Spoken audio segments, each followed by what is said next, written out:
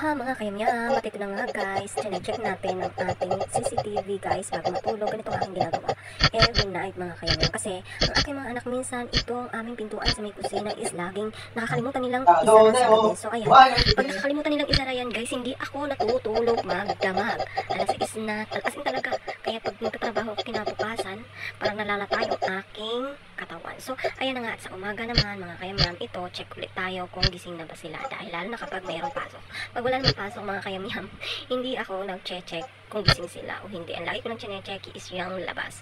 Kung nandyan yung e-bike nila, kasi minsan guys, yung e-bike namin ay hinihiram at minsan kinuha ng jowa ng anak kong babae guys, hindi nagpaalam sa akin. So yun ang ayaw na ayaw ko, hindi nagpapaalam. Okay lang kung nagpaalam sa akin guys, kasi alam naman natin na ang pera ay mahirap kita. Eh paano pag isira ang ating e-bike? Siyempre kung masira na nagpaalam sa akin, wala problema. Pero kung hindi nagpaalam guys, natural magdadamdam ako, diba?